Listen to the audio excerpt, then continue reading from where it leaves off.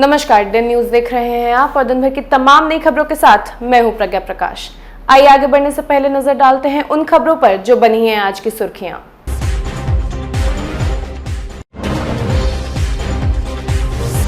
लाखों के नकली नोट के साथ सरगना सहित 9 तस्कर गिरफ्तार। बिहार के कई जिलों के साथ नेपाल तक जुड़ा है गिरोह का तार।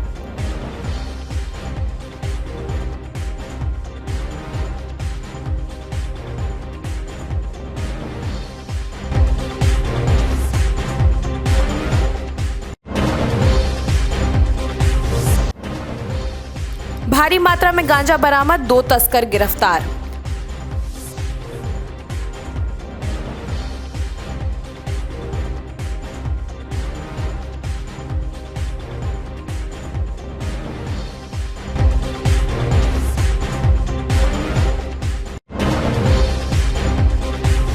और जलाभिषेक की व्यवस्था नहीं होने के बावजूद सावन की दूसरी सोमवारी पर बाबा गरीबनाथ मंदिर में उमड़ी श्रद्धालुओं की भीड़।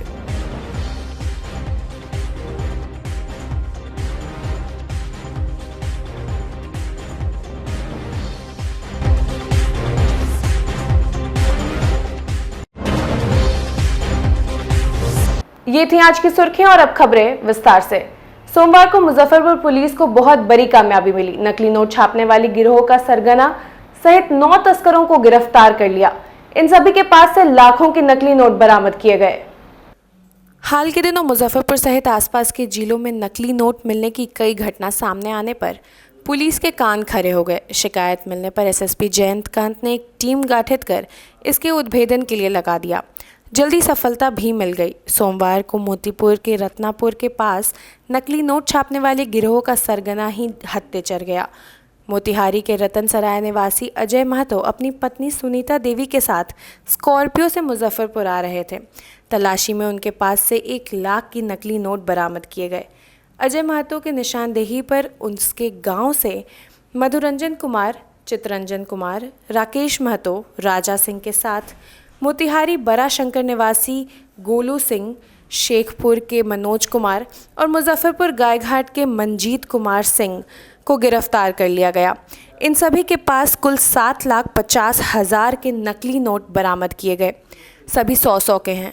इसके अलावा 50,000 असली नोट भी जब्त कर लिया गया। सिटी एसपी राजेश कुमार ने बताया कि गिरोह का तार नेपाल तक जुड़ा हुआ है। छपाई का कागज़ नेपाल से मंगवाते हैं। उन्होंने बताया कि सरगना अजय महतो अपने क्लाइंट से 50,000 असली नोट लेकर 1.5 से 2 लाख नकली नोट देते हैं। 100-100 के नोट होने के कारण बाजार में खप जा रहे हैं। कोई शिकायत मिलने पर कार्रवाई शुरू कर दी गई और जल्दी सफलता भी मिली। वरीय पुलिस अधीक्षक महोदय द्वारा इस संबंध में इंटेलिजेंस कलेक्शन के लिए एक टीम को तैयार किया गया। यह टीम इस पर काम कर रही थी। कल अचानक शाम में 1 तारीख को शाम में सूचना मिली कि कुछ लोग नकली नोट लेकर के मुजफ्फरपुर जिला में प्रवेश करने वाले हैं। इस सूचना के आधार पर वरीय पुलिस अधीक्षक महोदय द्वारा DSP ASP west Imran Masood ji एवं मोतीपुर थाना अध्यक्ष अनिल कुमार एवं वहाँ के अन्य पदाधिकारी एवं कर्मी को इस काम में लगाया गया। इन लोगों ने समय पर ही रास्ते में एक स्कॉर्पियो गाड़ी को पकड़ा और रोक करके उसकी तलाशी ली गई। उसमें कुल 3 व्यक्ति मिले, जिसमें अजय महतो था, उसकी पत्नी थी और उसकी तलाशी ली गई तो नकली नोट उसकी गाड़ी से बरामद हुआ। पूछताछ में उसकी निशानदेही पे और भी इसमें संलिप्त कुल 9 लोगों की गिरफ्तारी अब तक हुई है और इन लोगों के पास से 7,50,000 रुपया नकली नोट तथा 50,000 का असली नोट बरामद हुआ है। यह पुलिस के लिए एक अच्छी सफलता है। एक तरह से एंटी नेशनल क्राइम इन लोग कर रहे थे और अभी इस कार्रवाई में और भी आगे का काम भी चल रहा है। छापामारी अभी जारी है। उम्मीद है कि इसमें संलिप्त और लोगों को गिरफ्तारी और इसमें प्रयोग जो मशीनरी जिसके सहारे लोग नकली नोट तैयार करते हैं उसकी भी बरामदगी संभव है। कितने दिनों से जाली नोट का कारोबार कहाँ भेजे जा रहे थे और कब से ये धंधा चल रहा था? ये जो इसमें पकड़ाए हैं उसमें से 7 लोग रतन शायर गांव पताही, जो कि मोतिहारी जिला में पड़ता है, वहाँ के लोग हैं। और एक पकड़ी दयाल क्षेत्र का है, जो भी मोतिहारी जिला का है। और एक हमारा गायघाट इलाका का एक है, जो कि डिलीवरी लेने के लिए गया हुआ था वहाँ पर। इन लोग अपने ही क्षेत्र में ही नोट को छापने का, बनाने का काम कर रहे थे और वहाँ से मुजफ्फरपुर जिला में खपाने के उद्देश्य से लेकर के आए थे। यहाँ खपाते कैसे थे, मतलब किस तरीके के लोगों को पकड़ते थे? क्या ये लोग का नेपाल से भी कनेक्शन? इन लोगों का एक नेटवर्क है। अभी इन सब बिंदुओं पर भी आप जांच बाकी है, वो चल रहा है। सब इन्वेस्टिगेशन में और भी बहुत सारी बातें स्पष्ट होगी। यहाँ के कुछ लोग इस नेटवर्क में जुड़े हुए हैं, जो नकली नोट को असली नोट दे करके बदले में नकली नोट लेते हैं और उसको फिर खपाते हैं, और इससे उनकी अच्छी आमदनी भी होती है। अगर 50,000 रुपया का नोट दे रहे हैं तो उन्हें 1.5 लाख 2 लाख का नकली नोट मिल जाता है।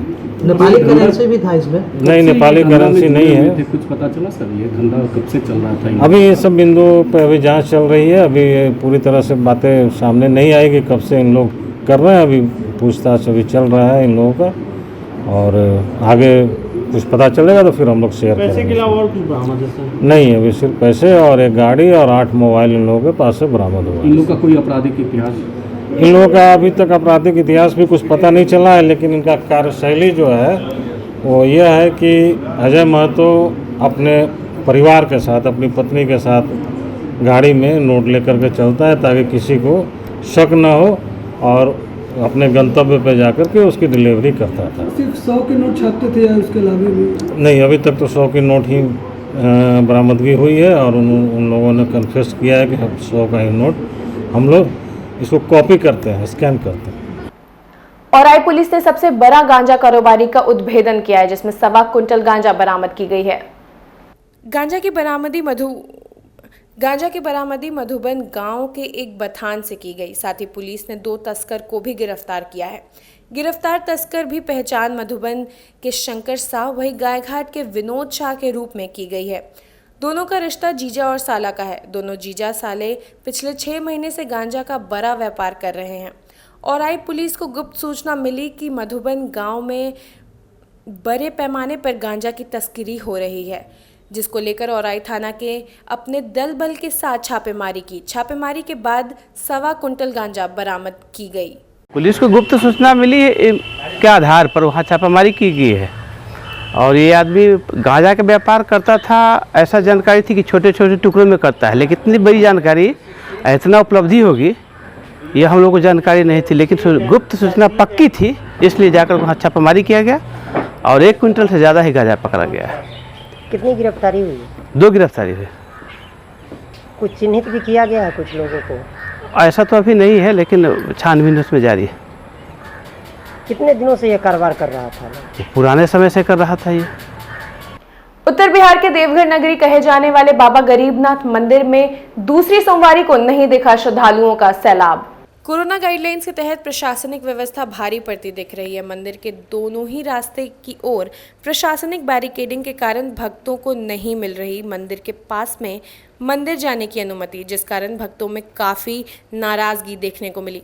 बता दें कि कोरोना के गाइडलाइंस के तहत जिला प्रशासन के द्वारा दूसरी सोमवारी को तमाम पुख्ता इंतजाम और सुरक्षा मापदंडों का आधार व्यवस्था किया गया।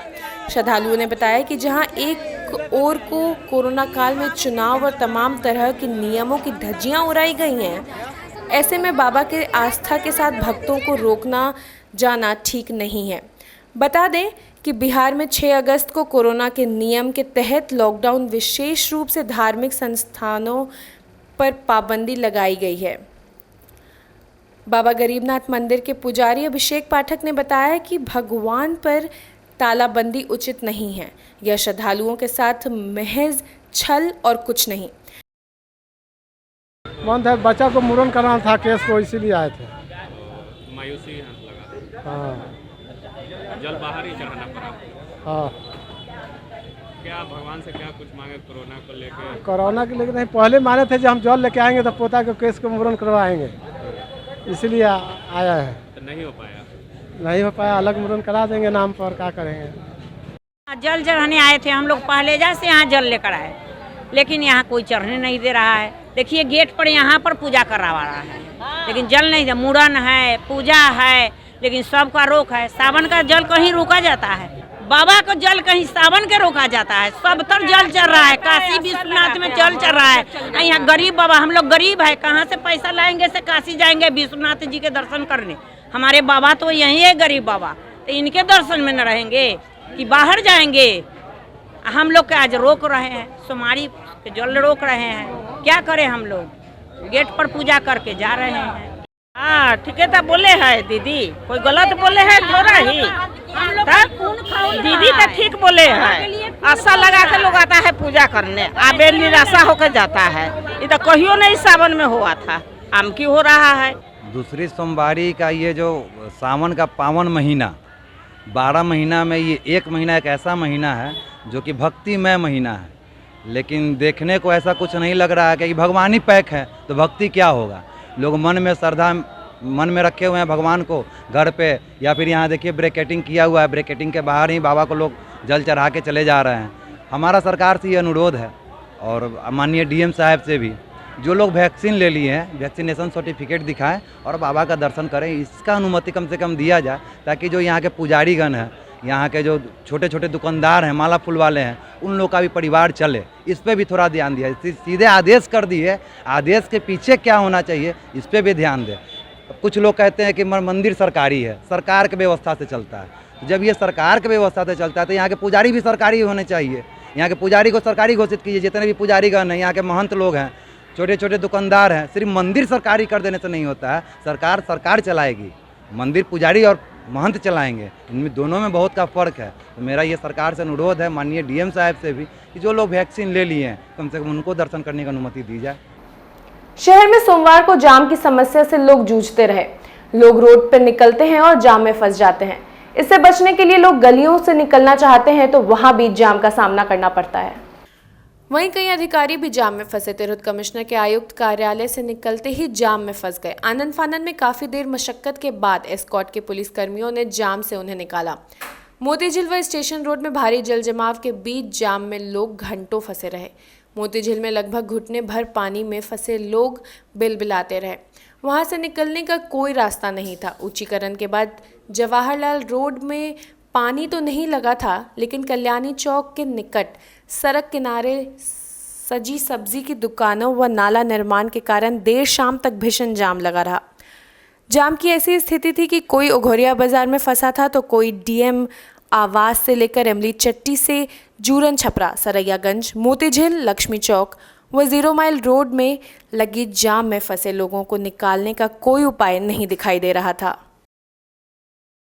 2 घंटे से जाम लगा हुआ है। जाने में कोई व्यवस्था नहीं है, 2 घंटा से जाम लगी हुई है। इसको जिम्मेदार मानते हैं इसका? तो क्या प्रशासन जिम्मेदार है? सब प्रशासन ने कराता है।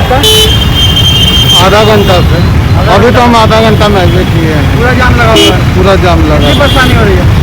काफ़ी परेशानी। नगर निगम में जाना है, बुलाहट है, लेकिन जा नहीं पा रहे हैं। हर बारिश के बाद शहर नरक बन जाता है। हर जगह सिर्फ पानी ही पानी दिखता है। शहर के सारे चौक चौराहों पर घुटने से ज्यादा पानी लग जाता है। लोगों को गंदे पानी के बीच आने जाने को मजबूर होना पड़ता है। लेकिन इसके बावजूद इस समस्या का हल अभी तक नहीं हो पाया है, जबकि उप मुख्यमंत्री तारकिशोर प्रसाद ने इसको लेकर कई बार बैठक भी की है ताकि शहर की जल जमाव की समस्या से निजात मिल सके। लेकिन यह समस्या दिन प्रतिदिन बढ़ती जा रही है। मोतीझील में तो बारिश का पानी दुकानों और घरों में घुस जाता है, लेकिन उन्हें जल जमाव की समस्याओं का सामना करना पड़ता है। उनके कपड़े भी गंदे हो जाते हैं और तो और बाइक के साइलेंसर में पानी घुस जाने से गाड़ियां बंद हो जाती हैं। लोगों को जैसे तैसे गाड़ी को खींच कर ले जाना पड़ता है। वहीं दुकानदारों के व्यापार पर बड़ा असर पड़ता है। दुकानदारों ने कहा कि व्यापार उनका चौपट हो चुका है, लेकिन नगर निगम कोई ध्यान नहीं देता है।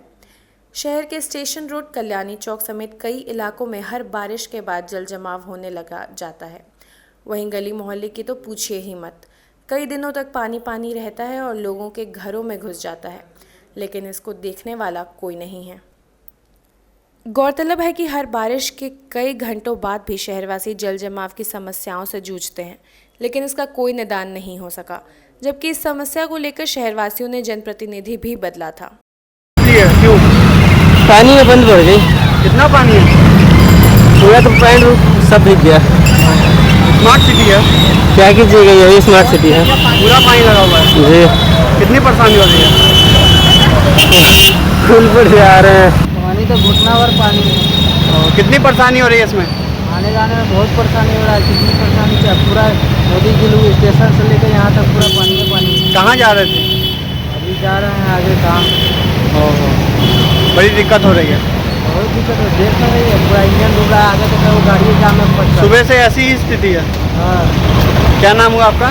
दीपक कुमार। यही देखिए ना, मुजफ्फरपुर नगर निगम का करतूत है। भारत सरकार, बिहार सरकार का यही हाल है। नगर निगम में चौक चौराहा पर ठेहुनावर पानी में घूम रहे हैं हम लोग। स्मार्ट सिटी अंकल जी है, स्मार्ट सिटी है। स्मार्ट सिटी का ही नमूना है। ये स्मार्ट सिटी बिहार में ऐसे ही होता। हर बारिश के बाद यही यही हर 1 घंटा बारिश के बाद यही स्थिति होती है। किसको मानते हैं इसका दोषी? जिम्मेदार इसका किसको मानते हैं? और जिम्मेदारी अब पब्लिक का थोड़ा है, जो सरकार में उसकी जिम्मेदारी न है। नगर निगम काम करता है अंकल जी, नगर निगम काम करता तो यही हाल होता। 21वीं सदी में भी अंधविश्वास खत्म नहीं हो रहा है, लोग ढोंगियों के झांसे में आ ही जाते हैं। ऐसा ही मामला मुजफ्फरपुर जिले के सरैया थाना क्षेत्र से सामने आया है, जहां एक ढोंगी तांत्रिक ने महिला से झाड़ फूंक के बहाने बलात्कार किया। हालांकि उस ढोंगी को महिला के पति ने पकड़ लिया और पुलिस के हवाले कर दिया। पुलिस ने आरोपी को सरैया थाना में रखा है। पीड़ित ने उसके खिलाफ FIR दर्ज करा दी है। आरोपी अब्दुल हाफिज करजा थाना के रक्सा का रहने वाला है, जिसे पुलिस ने आज कोर्ट में पेश कर जेल भेज दिया। वहीं आरोपी तांत्रिक का कहना है कि उसने झाड़ फूंक की और जब मेहनताना 1500 मांगा, जिसके बाद उक्त महिला ने उस पर यह आरोप लगाया है। वहीं मामले में सिटी SP राजेश कुमार ने बताया कि सरैया इलाके में एक तांत्रिक द्वारा महिला के शारीरिक शोषण की सूचना मिली थी, जिसके बाद पुलिस ने आरोपित को गिरफ्तार कर लिया और कोर्ट में पेश कर जेल भेज दिया। हम निर्दोषी हैं सर, हम कुछ नहीं किया। वहाँ क्या करने गए थे? हमको झाड़ने के लिए ले गई, हम वहाँ कुछ नहीं किए। बहुत आरोप लगाया जो हमको बलात्कार किया है। अच्छा, उनके घर पर क्या करने गए थे? वही बुला के ले गई थी, किस लिए? और बच्चा को झाड़ने के लिए। झाड़ते हैं आप? हल्का फल्का बच्चा लोग का कर देते हैं। कर देते हैं जी। फिर उस दिन गड़बड़ कर दिए क्या? नहीं। महिला तो बोल रही है। महिला तो बोलेगी, इसलिए जो हमको तो फंसाना है, फंसाने के लिए बुला के ले गई थी। क्यों फंसाया? क्यों फंसाया? हम मजदूरी मांगे, पति का? हम अपना काम छोड़ करके गए तो मेरा मजदूर। आपका? हम राजमिस्त्री। क्या नाम है आपका? अब्दुल हफीज। कितना मजदूरी मांगे थे? हम मजदूरी मांगे 3 दिन का 1500 रुपया। सरैया थाना में एक सूचना आई कि उस इलाके में एक तांत्रिक सक्रिय हो गया है और वो भोली भाली महिलाओं को अपने चंगुल में लेकर के, अपने वश में लेकर के उसके साथ में शारीरिक शोषण का काम कर रहा है। यह सूचना शिकायत एक महिला के द्वारा थाने में दर्ज कराई गई।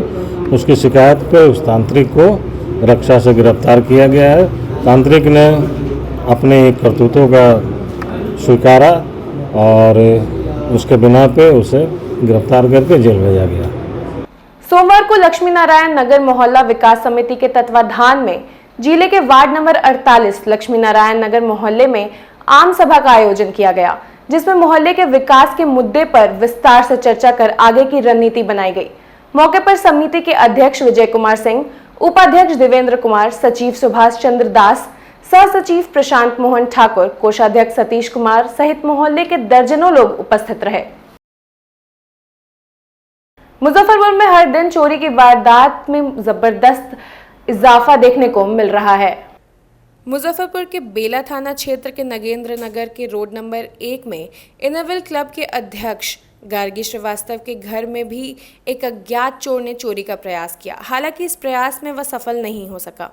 पूरी घटना CCTV में कैद हो गई है। घटना के गार्गी श्रीवास्तव ने बताया कि वह वॉशरूम से जब बाहर निकली तो कैमरे में उन्हें एक अज्ञात युवक खोजबीन करते दिखा, जिसके बाद पूछताछ करने पर वह सकपका गया। वहीं शोर सुनकर जब उनका बेटा आया तो वो उक्त युवक गेट खोल भाग खड़ा हुआ। CCTV देखने पर पता चला कि उक्त युवक करीब 10 मिनट से अधिक समय तक घर में घुसकर खोजबीन कर रहा था।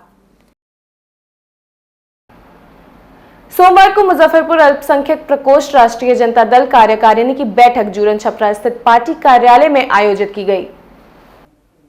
बैठक में अल्पसंख्यक प्रकोष्ठ के सभी प्रखंड अध्यक्षों को अपने अपने पंचायत एवं प्रखंडों में नए सिरे से संगठन विस्तार पर चर्चा की गई। बैठक में जिला अध्यक्ष रमेश गुप्ता ने उपस्थित सदस्यों को राजद का पंचायत स्तर से लेकर जिला स्तर पर मजबूत करने की बात कही, ताकि संगठन ही नहीं बल्कि राजद को भी जिला में धारदार बनाकर नेता प्रतिपक्ष माननीय तेजस्वी यादव के हाथों को मजबूत बनाया जाए। मौके पर राजद जिला अध्यक्ष रमेश गुप्ता, अल्पसंख्यक प्रकोष्ठ के जिला अध्यक्ष मोहम्मद शहजाद सहित अल्पसंख्यक प्रकोष्ठ से जुड़े सभी सदस्य मौजूद रहे। आज जिला कार्यालय में अल्पसंख्यक प्रकोष्ठ की 1 दिवसीय बैठक रखी गई थी, जिसमें तमाम जिला कमेटी के जिला महासचिव, सचिव के साथ तमाम प्रखंड अध्यक्षों की बैठक रखी गई थी, जिसमें तमाम प्रखंड अध्यक्ष को पंचायत स्तर से लेकर बूथ स्तर तक कमेटी की मजबूती के लिए अपनी बातों को उन तक पहुंचाया है और इसी बातों के लिए मीटिंग रखी गई थी और कमेटी को धारदार बनाने के लिए अल्पसंख्यक प्रकोष्ठ हर तरह का प्रयास करेगी और जो भी हमारे प्रखंड अध्यक्ष हैं उन लोगों को जो आदेश दिया गया है कि पंचायत अध्यक्ष की कमेटी का गठन करके और जल्द से जल्द हमको दिया जाए और साथ ही तेजस्वी यादव के आदेश अनुसार कमेटी को बूथ स्तर पे मजबूती ले जाने के लिए अल्पसंख्यक की खास निगरानी करते हुए ये आदेश दिया गया है लोगों को। प्रकोष्ठ के अध्यक्ष के द्वारा बैठक बुलाई गई थी। तमाम प्रखंडों से प्रखंड अध्यक्ष जी लोग आए हैं और उनके जो संगठन के और भी साथी हैं, जिला महासचिव वगैरह सब लोग आए हैं। हम लोगों को यही है ऊपर से आदेश माननीय जगता बाबू का कि तमाम प्रकोष्ठों के जो अध्यक्ष हैं उन लोगों को एक्टिवेट किया जाए।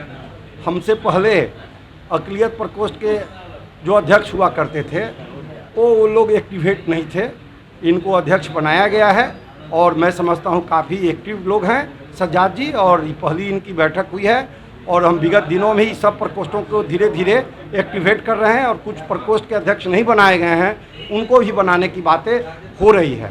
आज हम इन लोगों को बोले हैं कि जो भी पंचायत स्तर की कमेटी है आप बनाइए और पंचायत अध्यक्ष से लेके प्रखंड कमेटी के बना के, जैसे 385 पूर्व का पंचायत और अभी 372 पंचायत है, वो 372 का आपको अध्यक्ष बनाना है। 16 प्रखंड के 16 अध्यक्ष जो अभी आए हैं तमाम लोगों की कमेटी बनाकर तब इसका एक सम्मेलन किया जाएगा, तब लगेगा कि हमारा ये अल्पसंख्यक प्रकोष्ठ हमारा रन में आ गया। ये आज की यही बैठक हुई है। सोमवार को इनरविल क्लब ऑफ लिच्छवी, पुष्पांजलि और जागृति के संयुक्त तत्वाधान में बैरिया चौक स्थित मां जानकी हॉस्पिटल में ब्रेस्ट फीडिंग अवेयरनेस का आयोजन किया गया, जिसमें डॉक्टर प्रेरणा ने स्तनपान की विशेषताएं महिलाओं को बताई कि स्तनपान शिशु के लिए बहुत ही आवश्यक होता है। इससे बच्चों के अंदर रोग प्रतिरोधक क्षमता का विकास होता है। साथ ही डॉक्टर प्रेरणा ने उपस्थित महिलाओं के प्रश्न का भी जवाब दिया। मौके पर लिच्छवी के अध्यक्ष प्रेरणा नाथ, मीरा चौधरी, रीता परासर, मीरा श्रीवास्तव, पिंकी सिन्हा, किरण ठाकुर, वहीं इनरविल पुष्पांजलि की अध्यक्ष इशिता प्रज्ञा, मेनका गुप्ता, इनरविल जागृति की भावना स्वाति, डॉक्टर पूनम कुमारी सहित दर्जनों सदस्य मौजूद रहे। यहाँ पे ब्रेस्ट फीडिंग अवेयरनेस वीक के उपलक्ष्य में हम लोग ब्रेस्ट फीडिंग के बारे में सोसाइटी में मैसेज देना चाहते हैं कि ब्रेस्ट फीडिंग माँ और बच्चे दोनों के लिए अमूल्य है। इनको किसी भी चीज़ से तुलना नहीं किया जा सकता है। माँ का दूध बच्चे के लिए हर दवाई से ऊपर है, हर प्रसाद से ऊपर है, हर अमृत से ऊपर है। ये ज़रूर कराना चाहिए ब्रेस्ट फीडिंग, और ये माँ के लिए भी बहुत स्वास्थ्य के लिए लाभदायक है और बच्चा के लिए भी। सोमवार को अखिल भारतीय विद्यार्थी परिषद मुजफ्फरपुर के डॉक्टर राम मनोहर लोहिया स्मारक विद्यालय में इकाई गठन का कार्यक्रम आयोजन किया गया, जिसमें मुख्य रूप से जिला संगठन मंत्री पुरुषोत्तम कुमार, जिला संयोजक पुष्कर सिंह, महानगर मंत्री दीपांकर गिरी, एसएफएस प्रमुख दीपक यादव एवं वरिष्ठ कार्यकर्ता अभिनव राज सहित दर्जनों कार्यकर्ता शामिल हुए। राम मनोहर लोहिया स्मारक विद्यालय में इकाई गठन कर सभी कार्यकर्ताओं को नव द्वितीय दिया गया। जी, आज अखिल भारतीय विद्यार्थी परिषद का सबसे प्रथम इकाई होता है महाविद्यालय का। उसी संदर्भ में आज अखिल भारतीय विद्यार्थी परिषद के हम सब कार्यकर्ता हैं और आज इस लोहिया कॉलेज के महाविद्यालय में हम लोग यहाँ उपस्थित होकर इकाई गठन का कार्यक्रम किए हैं, जिसमें यहाँ के बहुत सारे जो ऐसे कार्यकर्ता बंधु हैं अपने, उनको अलग अलग दायित्व दिया गया है, जिसमें कोई अध्यक्ष बने हैं, कोई मंत्री बने हैं, कोई उपाध्यक्ष बने हैं, विभिन्न प्रकार का दायित्व दिया गया है। और साथ ही साथ हम अखिल भारतीय विद्यार्थी परिषद विश्व की सबसे बड़ी छात्र संगठन है, उसके नाते इस कोरोना प्रोटोकॉल को देखते हुए हम सब सोशल डिस्टेंसिंग का पूर्ण रूप से पालन करते हुए इस कार्यक्रम का आज शुभारंभ किए थे और ये आज से इकाई गठन प्रारंभ हो गए हैं और अलग अलग कॉलेजेस कैंपस में भी जाकर हम इकाई गठन का काम करेंगे। बढ़ती महंगाई में निसहाय और जरूरतमंदों को शुद्ध भोजन उपलब्ध कराने के उद्देश्य से सोमवार को ब्रह्मपुरा स्थित डॉक्टर अरुण शाह फाउंडेशन के प्रधान कार्यालय परिसर में निसहाय और जरूरतमंदों के बीच न्यूनतम दर पर भोजन का पैकेट उपलब्ध कराया गया। मौके पर मौजूद फाउंडेशन के संस्थापक डॉक्टर अरुण शाह ने बताया, इस बढ़ती महंगाई में कोई निसहाय और जरूरतमंद भूखा नहीं रहे, इसी संकल्प के साथ शुद्ध भोजन के वितरण करने का निर्णय लिया गया। प्रतिदिन दोपहर के 12 बजे से 2 बजे तक दिन के भोजन का वितरण किया जाएगा। पैकेट में उच्च क्वालिटी के पके हुए चावल, दाल, मौसमी सब्जी, पापड़, सलाद और रोटी का व्यवस्था किया गया है। से इच्छा थी कि न्यूनतम दर पर हम ज़रूरतमंदों को खाना उपलब्ध कराएं। ईश्वर की कृपा से हम लोगों ने आज ये कार्यक्रम शुरू किया है, जिसमें जितने ज़रूरतमंद हैं, चाहे हमारे यहाँ रिक्शा वाला हो, ठेला वाला हो या गरीब जो लोग आते हैं, देहात से आते हैं, उनको एक पैकेट खाना जिसमें चावल है, सब्जी है, मतलब रोटी है और प्याज है और मिर्चा है, उसको एकदम शुद्ध खाना हम लोग शुद्ध शाकाहारी खाना बनवा करके दे रहे हैं। और इसके पीछे एक ही मंशा है कि उन लोग को अच्छा खाना मिले, घर का बना हुआ खाना मिले। और यहाँ पर चूँकि घर से लोग चल के आते हैं, देहात से लोग सुबह 5 बजे चल देते हैं, तो बहुत दिनों से मंशा थे कि ये हम लोग अपने फाउंडेशन के माध्यम से गरीबों तक, ज़रूरतमंदों तक पहुँचें और उनकी हम लोग सेवा करें। और आज ईश्वर की कृपा हुई है, उनकी प्रेरणा से हम लोगों ने ये काम का आज शुभारंभ कर दिया है। और हम लोग शुरू में जितना भी होगा 100 पैकेट, 200 पैकेट, 500 पैकेट, जो ज़रूरत के हिसाब से हम लोग उसको सुबह में 10 बजे से 12 बजे तक, 12 बजे से 2 बजे तक हम लोगों ने कार्यक्रम सुनिश्चित किया है, ताकि कि लोगों को दिन का खाना मिले और शाम तक घर तक लोग पहुंच जाएं। आज की खबरों में फिलहाल इतना ही, फिर कल मिलेंगे कुछ नई खबरों के साथ। तब तक के लिए द न्यूज़ परिवार को दीजिए इजाजत। नमस्कार।